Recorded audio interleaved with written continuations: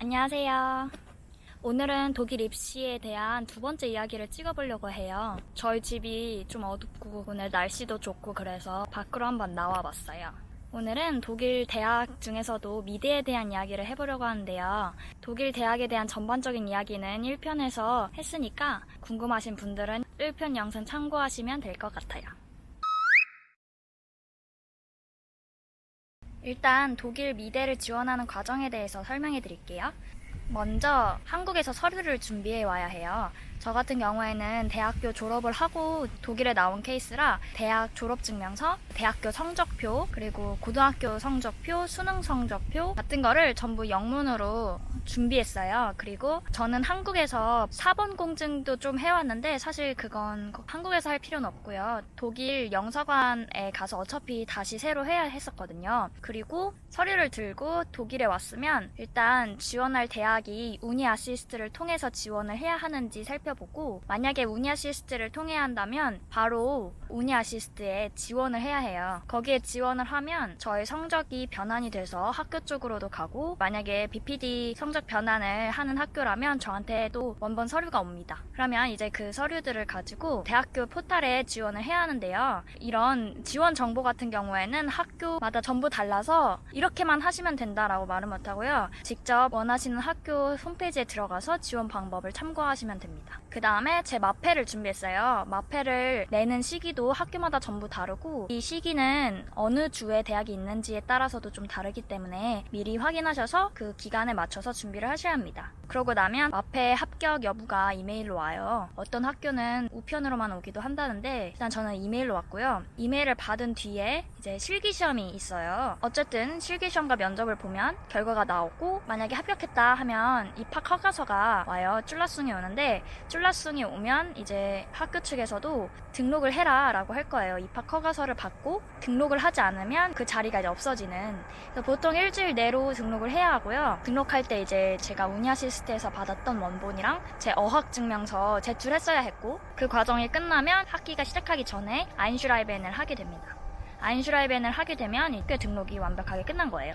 저 같은 경우에는 비자가 이미 해결된 상태이기 때문에 학교 합격이 난 후로 과정이 많이 생략이 됐는데, 만약에 어학비자나 유학준비비자로 체류하시고 있었던 분들은 보험도 사보험에서 공보험으로 바꿔야 하고, 비자도 이제 유학준비비자나 어학비자에서 학생비자로 바꿔야 하는 과정이 남아있겠죠. 하지만 저는 그 부분을 생략했기 때문에 다음으로 넘어가 보도록 하겠습니다.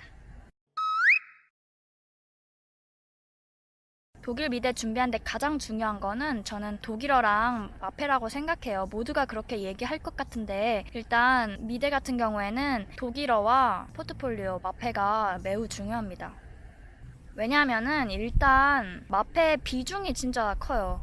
마페 만들기도 되게 힘들고, 일단 마페가 떨어지면 실기든 면접이든 아무것도 할 수가 없기 때문에 일단 마페를 잘 만들어야 하고요. 독일어 같은 경우에는 면접을 볼 수 있는 수준, 아니면 내 작품을 설명할 수 있는 수준, 혹은 실기시험에 나온 문제를 이해할 수 있는 수준 정도는 해야 미대 입학 준비를 할 수 있다고 생각합니다. 저는 일단 독일어와 마프 중에 뭐부터 해야 하냐고 물으면 당연히 독일어부터 해야 한다고 생각해요. 물론 제가 디자인학과라서 그런 것도 있지만, 마페를 준비할 때 저는 독일어가 생각보다 많은 영향을 줬고, 그리고 심지어 제 마페 안에는 독일어 속담을 이용한 작품도 있었거든요. 이런 것처럼 독일어를 할 줄 알면 마페를 준비하는데도 어느 정도 도움이 되기 때문에 마페보다는 어학을 어느 정도 한 후에 슬금슬금 마페를 준비하는 게 좋다고 생각해요. 디자인과는 독일어가 정말 중요하다고 생각해요. 다른 과는 제가 지원을 안 해봐서 모르겠고, 일단 면접 보는데도 부담이 많이 되고, 실기시험 보는데 지문이 생각보다 길었거든요. 그리고 제가 디자인 실기시험을 봐보니까 독일어로 설명을 하거나 하는 부분이 필요한데, 독일어를 못하면 그 부분에서 마이너스가 될 것 같더라고요. 교환학생이 끝나고 유학을 시작할 때 체아인스를 절반 정도 한 상태였고요. 그래서 사실 어학은 크게 문제가 되진 않았어요. 그래도 제가 봤을 때는 배아인스 이상은 돼야 미대 입시를 하는데 방해가 안 된다고 느껴집니다. 그래서 일단 한국에서 뭔가를 준비하고 싶다 하면 일단 독일어를 하세요. 독일어는 잘할수록 좋아요. 정말. 저도 더 해야 돼요. 당연하겠지만. 제 면접은 어땠냐면 일단 저는 듣고 이해하는 데는 문제가 없었고요. 제 의견을 설명하는데도 문법은 좀 틀리지만 제가 독일어를 막 잘한다는 게 아니라 자기 의사 표명을 제대로 하고 나의 마페를 설명할 수 있는 정도, 그리고 교수님들이 하시는 질문을 정확하게 이해할 수 있는 정도, 이 정도면 충분하다고 생각해요. 어학을 하면서 이제 해야 할 게 대학을 정하는 게 아닌가 싶어요. 일단 어느 방향으로 준비를 할 건지 생각을 하고, 디자인이면 디자인, 회화면 회화, 길에 따라서 또 많이 마페가 달라지게 되거든요. 그렇게 정하고 나면 대학교들을 추려야 돼요. 지원 시기나 뭐 이런 것들을 고려를 해가지고 그 대학교들 홈페이지에서 마페 어떻게 규격이 되어 있는지 같은 걸 살펴보는 게 필요합니다. 왜냐면 학교마다 원하는 마페 장수도 다르고 형식도 다르고 사이즈도 달라요. 사이즈가 제일 큰 문제인데 A1 사이즈부터 A3 사이즈까지 정말 다양합니다. 근데 이걸 맞춰서 안 하면 나중에 마페를 낼 때 좀 힘들어요. 물론 컴퓨터 작업으로 하면 좀 이런 부분에서 자유롭겠지만 스케치나 손그림 같은 것들도 마페에 들어가야 하기 때문에 일단 사이즈들을 확인하고 거기에 맞춰서 작업하는 게 좋습니다. 대학교를 어떻게 정하면 좋을까 하는 질문을 할 수도 있을 것 같은데,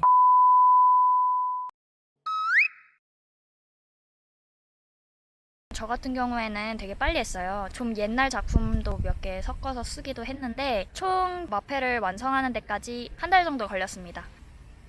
사실 그렇게 오래 걸리지 않았어요. 미술 전공하신 분들도 있을 거고 미술 아무것도 모른 채 시작하시는 분도 있을 텐데, 일단 자기의 성향을 아는 게 제일 중요하다고 생각해요. 그래서 저는 내가 그렸던 작품들, 그리고 내가 하고 싶은 게 뭔지 이런 것들을 살펴보는 게 먼저라고 생각하거든요. 그래서 저도 옛날 작품들을 이렇게 보면서 이런 방향으로 가면 좀 더 좋겠다라는 생각을 했어요.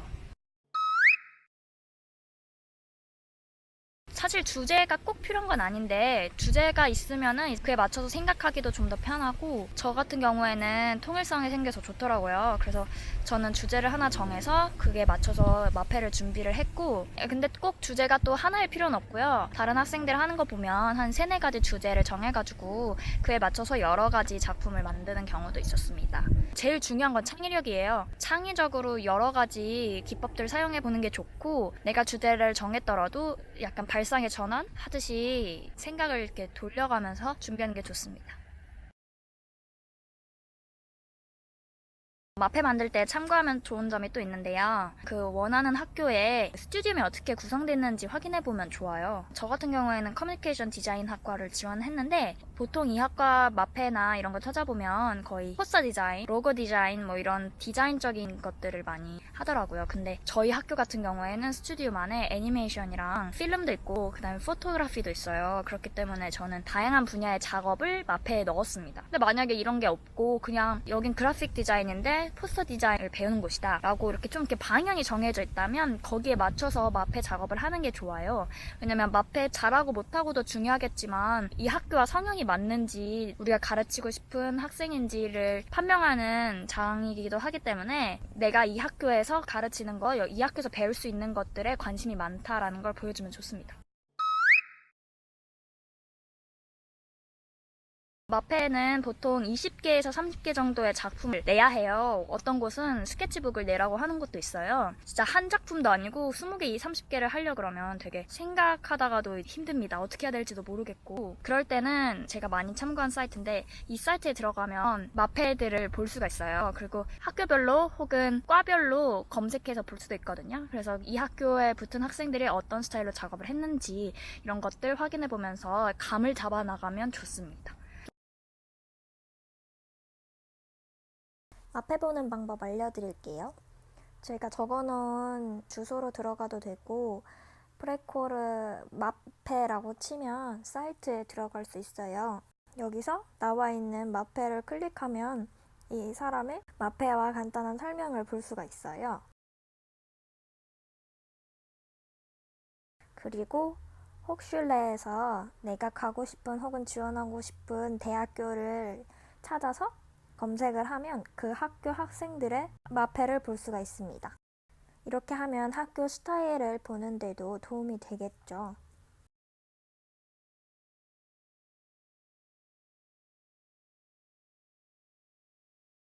그리고 팍페라이히에서 내가 가고 싶은 학과를 검색할 수도 있어요. 이렇게 하면 제가 지원할 학과에 맞춰서 마페를 찾아보고 준비할 수 있겠죠? 학과마다 또 학교마다 마페의 특성이 조금씩 다르기 때문에 이렇게 찾아보는 것도 도움이 많이 됩니다.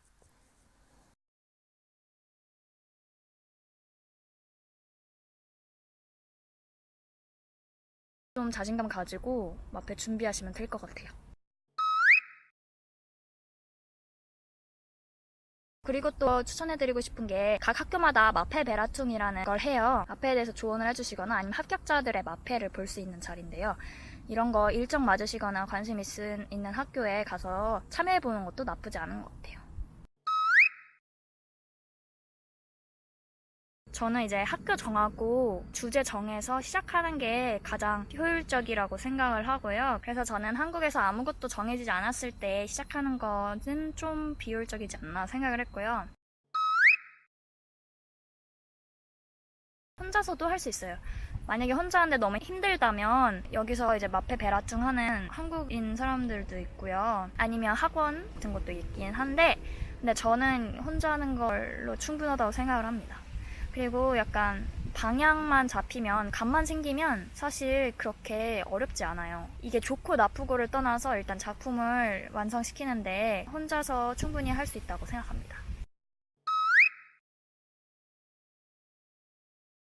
포폴이 일단 붙으면 실기시험과 면접 중에 하나만 보거나 아니면 둘 다 있는 경우가 있겠죠. 일단 실기시험은 준비할 수 있는 게 없어요. 일단 주제가 뭐 나올지도 모르고 재료도 자유롭고 특히 제가 시험 본 것 같은 경우에는 그림을 얼마나 잘 그리냐는 별로 중요하지 않았어요. 아이디어가 중요해서 독일 마페도 그렇고 실기시험도 그렇고 아이디어가 제일 중요한 것 같아요. 근데 그건 미리 뭘 준비할 수가 없잖아요. 그래서 독일인들 같은 경우에도 독일 뉴스 같은 거 많이 찾아보고 그러더라고요. 걔네도 할 수 있는 게 없겠죠.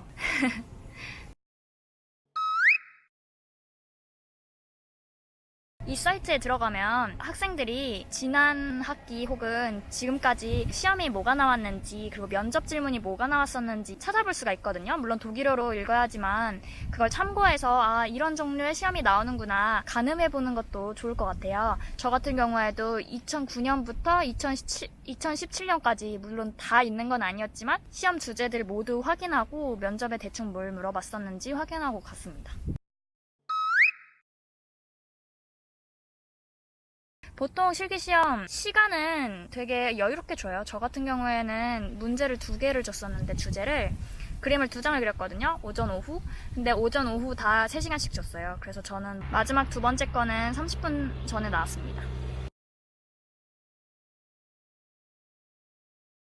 그리고 면접인데요. 면접은 준비할 수 있어요. 물어보는 질문들이 비슷비슷하기 때문에 연습을 할 수가 있고 일단 내 독일어가 자연스럽지가 못하다. 난 독일어에 자신이 없다 하면 더더욱 준비를 해야겠죠. 일단 질문이 뭐가 나올 수 있냐면 내 이력에 대한 것. 저 같은 경우에는 국어국문학과를 전공을 하고 독일로 넘어온 케이스여서 왜 전공을 바꿨는지, 거기선 뭘 배웠는지, 왜 비르츠부르크에 왔는지 이런 것들을 물어봤었어요. 마찬가지로 만약에 내가 조금 특이한 이력이 있다거나 하면 그걸 물어볼 수가 있겠죠? 그리고 왜 이 학교를 지원했는지, 왜 이과를 지원했는지는 꼭 나오는 것 같아요. 그리고 왜 이 학교를 지원했냐고 물어봤을 때 대답을 하려면 이 학교 스튜디움에 대해서 알아야겠죠. 그래서 저도 학교 홈페이지에 들어가가지고 이 스튜디움에서 대체 뭘 배우는지 뭐가 특별한지 이런 것들을 살펴봤어요. 그리고 약간 저만의 대답을 생각해갔습니다. 근데 또 주의해야 할 게 독일 대학에서는 내가 키울 수 있는 그런 어린 학생들을 좋아한다고 하더라고요. 능력이 좀 부족해도 많은 걸 내가 가르칠 수 있는 학생을 원한다고 해요. 내가 어떤 걸 더 배우고 싶은지, 이 학교에서 내가 뭘 배우고 싶은지에 대해서 좀 자세하게 생각을 해보고 가면 도움이 될 거라고 생각해요. 저 같은 경우에도 이 스튜디움을 내가 다 봤고, 특히 어떤 분야에 내가 관심이 많고, 나중에는 어떤 직업을 갖고 싶은지에 대해서 이야기를 했거든요. 어쨌든 어느 학교나 내가 이 학교에 관심 있다는데 싫어하실 분은 없죠. 그리고 나는 열정이 가득하고 도전의식이 가득한 학생이다. 이런 어필을 좀 하려고 했죠. 생뚱맞았던 질문이 내 취미는 뭔지, 좋아하는 작가가 있는지, 독일 온 지 얼마나 됐고 지금 이 기간에 무얼 하고 있는지에 대해서 물어봤거든요. 이런 것들 아주 베이직한 질문이니까 미리 연습해서 가면 면접 다 잘 보실 수 있을 거예요. 제가 미대 준비를 하면서 제일 중요한 거는 일단 자신감인 것 같아요. 내가 독일어를 좀 못하거나 그림 실력이 좀 부족하더라도 자신감을 가지고 나는 당신네 학교에서 이런 것들을 배워갈 거예요. 나는 이런 걸 할 거예요. 이런 것들을 보여주면 되게 좋아하는 것 같고요. 마페 안에서도 충분히 그런 자신의 성향을 보여줄 수가 있어요. 제가 실기시험 본 날 다른 학생들의 마페들도 구경을 했거든요. 근데 정말 생각보다 너무 잘한 친구들이 많고 정말 마페를 한 권을 딱 보고 나니까 아 얘가 이런 아이구나, 이런 성향을 가지고 있구나, 얘는 나중에 작업을 하면 이런 작업을 하겠다, 이런 게 보이더라고요. 이것과 마찬가지로 내가 마페를 준비하는 입장으로서 교수님들이 뭘 기대하는지 생각을 하면서 마페를 준비하면 좋은 성과가 있을 거라고 생각합니다.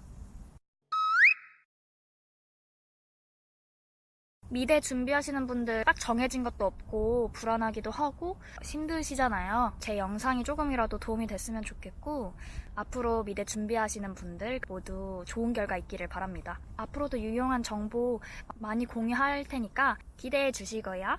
오늘 영상 끝까지 시청해 주셔서 감사합니다. 안녕.